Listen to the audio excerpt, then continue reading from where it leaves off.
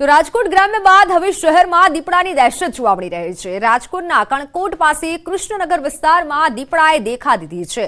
અગાઉ વાઘુદડ સૌરાષ્ટ્ર યુનિવર્સિટી પાસે દીપડો દેખાયો હતો।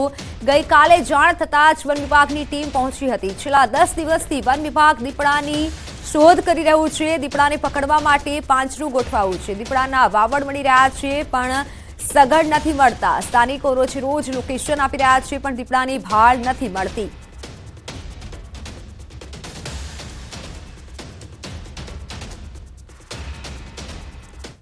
તો રાજકોટથી મારી સાથે સંવાદદાતા હાર્દિક જોડાઈ ચૂક્યા છે। હાર્દિક, હાલ દીપડાને પકડવા માટે વન વિભાગ દ્વારા કેવી કાર્યવાહી? ચોક્કસથી જે છે રાજકોટ પંથકમાં ફરી એક દીપડાની દહેશત જોવા મળી રહી છે। અત્યારે જે છે વન વિભાગ દ્વારા જે છે કણકોટ વિસ્તાર ત્યાં અત્યારે દીપડાને પકડવા માટેનું ખાસ પાંજરું પણ મૂકવામાં આવ્યું છે। આપ દ્રશ્યોમાં પણ જોઈ શકો છો કે અત્યારે જે છે દીપડાને ઝડપવા માટે આ પાંજરું મૂકવામાં આવ્યું છે।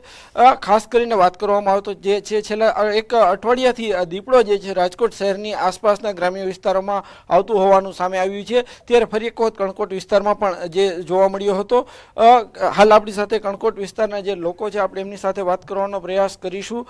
શું કહેશો, ખાસ કરીને તમારા વિસ્તારમાં દીપડો દેખાણો છે, ગઈકાલે દેખાણો તો શું હતું? ગઈકાલે બપોરે 4:30 થી 5 વાગે કણકોટ કૃષ્ણનગર ગામના સ્મશાનમાં દીપડો દિવાલની બાજુમાં આરામ કરતો હોય એવો આભાસ થયો હતો। કારણ કે ત્યાં એક ભાઈ ચણ નાખવા ગયા હતા અને ત્યાંથી એને ખ્યાલ પડ્યો કે અહીંયા દીપડો સૂતો છે।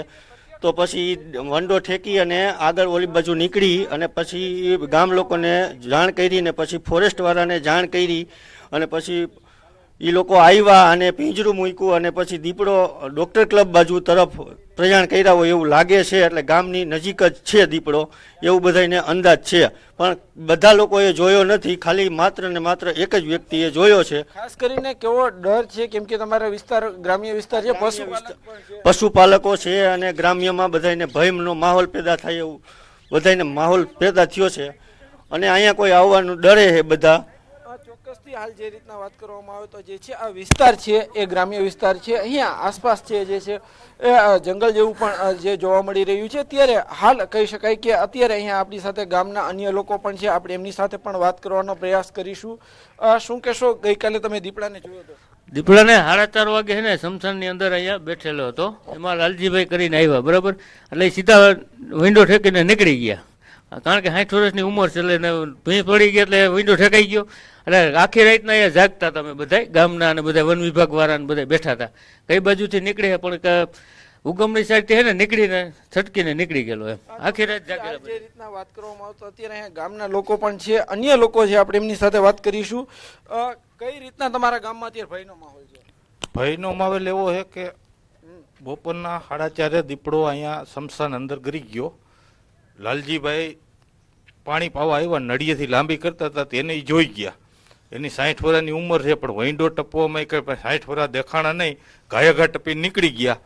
પછી બધાને ભેગા કર્યા તો અંદર ને અંદર દીપડો હતો। પછી આ લોકોને વન વિભાગ વાળાને બોલાવ્યા।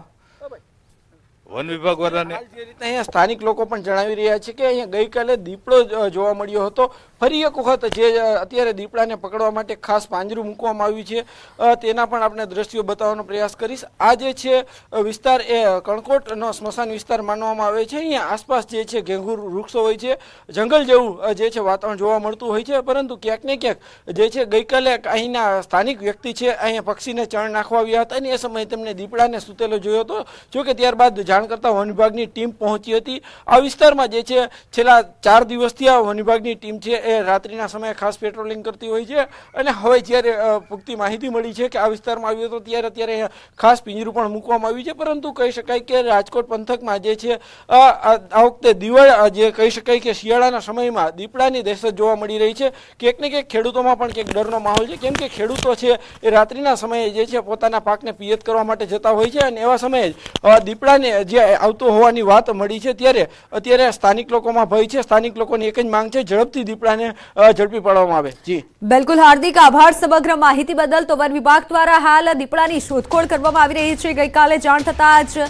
વન વિભાગની ટીમ તે ગામ ખાતે પહોંચી 10 દિવસથી વન વિભાગ દીપડાની શોધખોળ કરી રહ્યું છે।